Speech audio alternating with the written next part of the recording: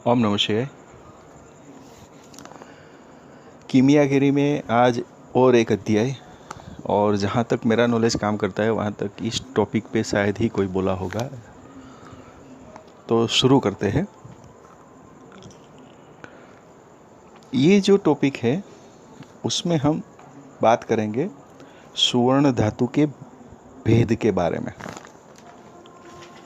अब तक हमने जितने भी टॉपिक आप मार्केट में देखोगे या किसी से सुनोगे या मतलब कोई भी मीन्स से आप जो आपके पास इन्फॉर्मेशन आई होगी वो सिर्फ और सिर्फ दाल और चावल बनाने के बारे में आई होगी।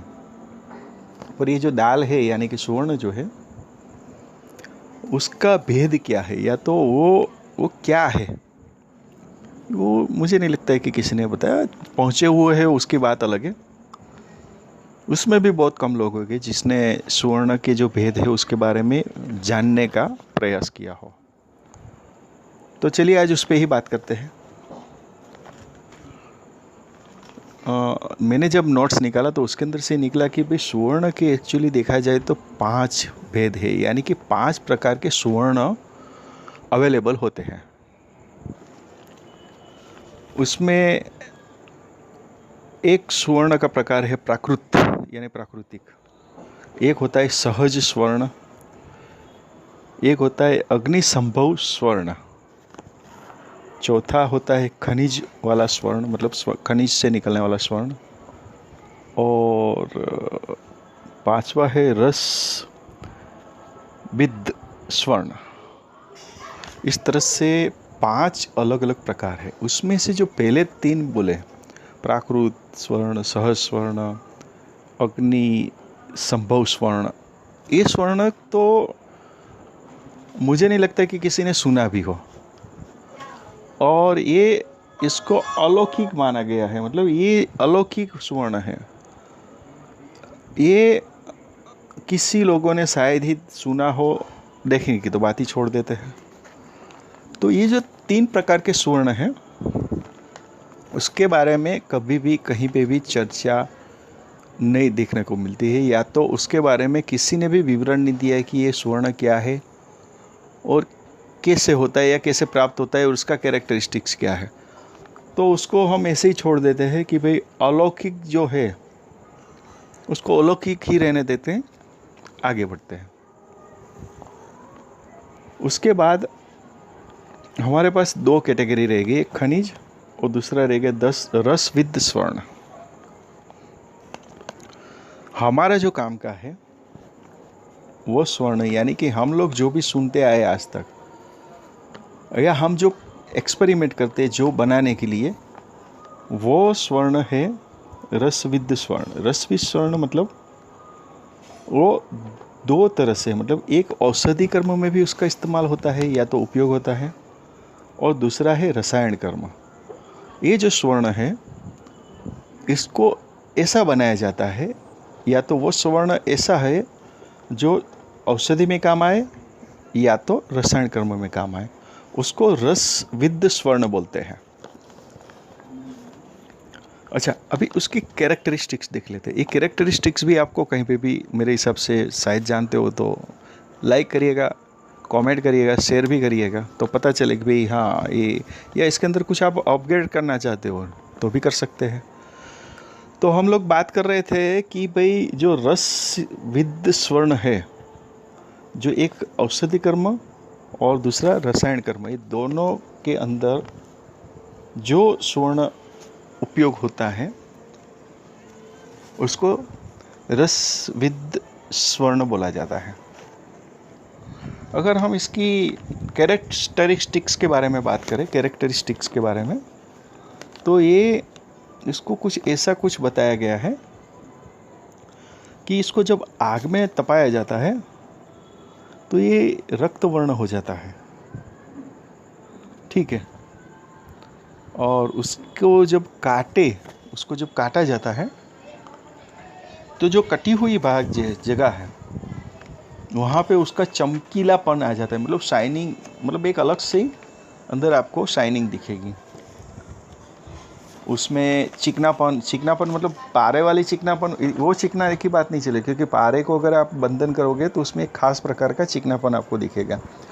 आपने ऑब्जर्व भी किया होगा, जो पारे पे काम कर रहे हैं, पारे से काम कर रहे हैं या पारे पे काम कर रहे हैं, तो आप लोगों ने देखा होगा कि उसमें अलग प्रकार का चिकनापन होता है। वैसे ही उसकी कंपेयर नहीं करते हैं, पर स्वर्ण का भी अपना एक चिकनापन है। लोग बोलेंगे चिकनापन नहीं, उसको डेंसिटी बोलते हैं। नहीं, डेंसिटी चीज़ अलग है। डेंसिटी का भी हम थोड़ा समझने की कोशिश करते हैं। डेंसिटी क्या होता है पता? डेंसिटी यानी घनत्व। मतलब घनत्व क्या? घनत्व मतलब जो धातु है वो स्प्रेड होगी पर फटेगी नहीं। ठीक है, कई कई धातु है जब आप उसको टीचोगे यानी टिपोगे तो वो फट सी जाती है, जबकि ये धातु आप पकड़ोगे, या तो स्वर्ण, हर एक स्वर्ण में कैरेक्टरिस्टिक्स में आ जाता है, कॉमन सा कैरेक्टरिस्टिक्स है। तो ये डिफरेंट होता है डेंसिटी का और चिकनापन का। और ये ज़्यादातर सॉफ्ट होती है धातु। ये जो धातु हमने बताई आपको, ये आप देखोगे तो सॉफ्ट होती है। और मैं तो यहाँ तक बोलूँगा कि जब हम लोग जो काम करते हैं तो ये एक कैरेक्टरिस्टिक्स भी हम लोग चेक कर लेना तो भी बहुत ही उसका अलग ही प्रभाव दिखेगा। क्यों?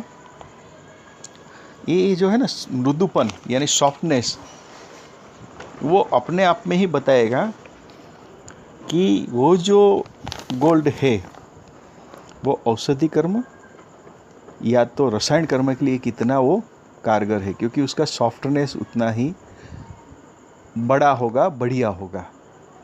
ठीक है, तो ये बात याद रखनी है। और इसमें जैसे आगे बताया औषधि कर्म, रसायन कर्म, उसको दूसरी भाषा में बोला जाए तो ऐसा बोला जाता है कि देह सिद्धि में उसका बहुत ही अच्छा उपयोग है और लोह सिद्धि में भी उसका बहुत अच्छा उपयोग है। तो ये हमने अभी जो बात की वो थी रसबिद्ध स्वर्ण के बारे में।